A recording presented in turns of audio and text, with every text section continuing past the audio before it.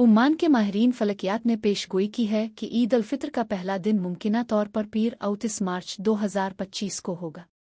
इसका मतलब है कि ओमान में ततीलात इतवार 30 मार्च से जुमेरात 3 अप्रैल तक मुतवक्के हैं, जो शहरियों और रिहायशियों को 5 दिन की छुट्टी फराहम करेंगी।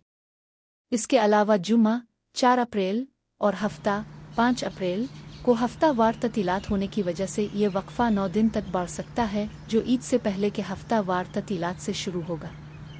ओमान फलकियाती सोसाइटी के रसदगाह के सरबराह अब्दुल अल बोसैदी के मुताबिक 29 रमज़ान, जो 29 मार्च के मसावी है, को सूरज शाम 6:21 बजे गुरूब होगा और चांद 6:26 बजे गुरूब होगा और इस दिन चांद देखना तकरीबन नामुमकिन होगा। चांद उफ़ुक़ पर सिर्फ 5 मिनट के लिए होगा। आपके मकाम के मुताबिक ये उफ़ुक़ से सिर्फ 2 डिग्री ऊपर होगा, जिसकी रोशनी 0.04% होगी। लिहाजा गुमान जैसे ममालिक में जहां हम चांद देखने पर इन्हिसार करते हैं, 29 मार्च को चांद देखना तकरीबन नामुमकिन होगा, अल बोसैदी ने कहा। लिहाजा हम रमज़ान के 30 दिन मुकम्मल करेंगे और ईद अल फित्र का पहला दिन पीर 29 मार्च को होगा। उन्होंने मज़ीद कहा, तवील ततीलात की तवक्को के साथ जोश और खुरूश शुरू हो चुका है।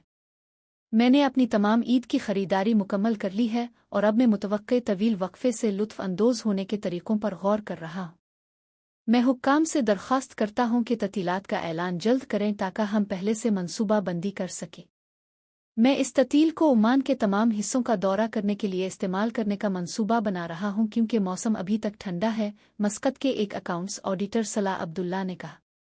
सोहार के रिहायशी मोहम्मद अल बिल्लुशी ने कहा कि वो फ़ी हाल सफारी के लिए कीनिया के लिए परवाज़ के इख्तियारात पर गौर कर रहे हैं और अगर हमें 9 दिन का वक्फा मिलता है तो मैं इसे पूरे मशरक़ी अफ़्रीका की सैर के लिए इस्तेमाल करूँगा क्योंकि मैं हमेशा से अफ़्रीका जाना चाहता था ताकि सब्ज़ा से लुत्फ़ अंदोज़ हो सकूँ, उन्होंने कहा।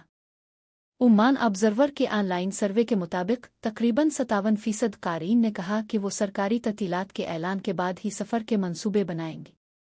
ये बात काबिल ज़िक्र है कि गैर मुल्की सफ़र के लिए महीनों की पेशगी मंसूबा बंदी की ज़रूरत होती है, जिसमें वीज़ा की दरख्वास्त का अमल, सस्ती परवाज़ों और होटलों की बुकिंग और यकीनी तौर पर छुट्टियों की मंजूरी शामिल है।